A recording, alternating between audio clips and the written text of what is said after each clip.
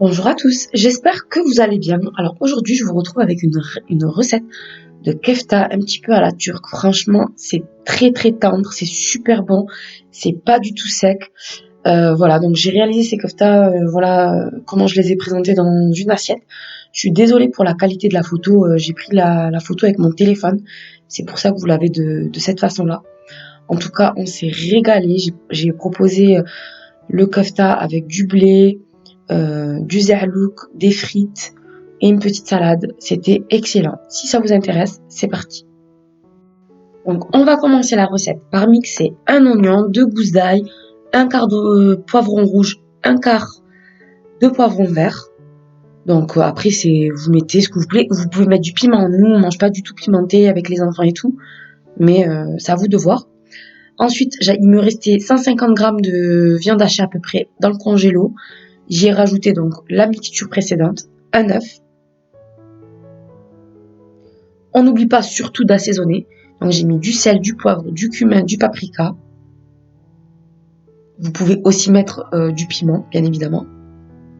C'est à vous de voir. Au niveau des épices, je pense que c'est selon les goûts, même pour la quantité faite à l'œil. Voilà. Ensuite, j'ai ajouté l'équivalent de 3 cuillères à soupe de chapelure, une très grosse cuillère à soupe de tomates concentrées. Et là, j'ai pris le temps de mélanger avec les mains. Je trouve qu'il n'y a pas mieux. Voilà, je mélange bien, histoire que tout soit bien homogène. Et là, on va préparer nos petits kefta.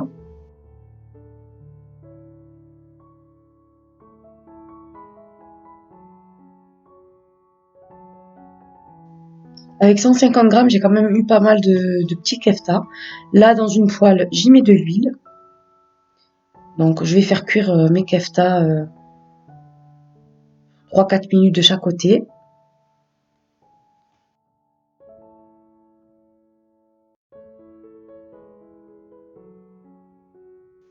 Voilà, quand on les retourne, on peut voir une très jolie dorure.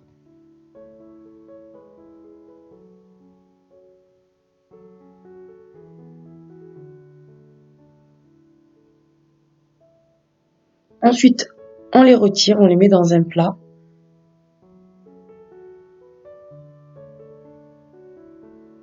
Et dans la même poêle, on va, histoire de garder bien le goût de la viande, je vais y mettre du pesto à l'aubergine que je vous montre toujours, de la sauce tomate, on n'oublie pas d'assaisonner, donc j'ai mis du sel, du poivre, du persil tout simplement.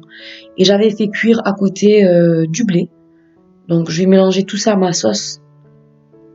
Voilà, on mélange bien histoire que tout soit bien imprégné dans le blé. C'était vraiment très rapide, hein, c'était très tard le soir. Et j'avais pas la force de ressortir la caméra, c'est pour ça que j'ai filmé comme ça. Et j'ai fait une très jolie assiette, voilà, avec un petit peu de tout, un petit peu de frites, un petit peu de blé, des tomates rôties au four. Il y avait du zerlouk, des kefta, franchement c'était délicieux. J'espère vraiment que cette recette vous aura plu. Je vous fais des gros bisous et je vous dis à très bientôt. Au revoir.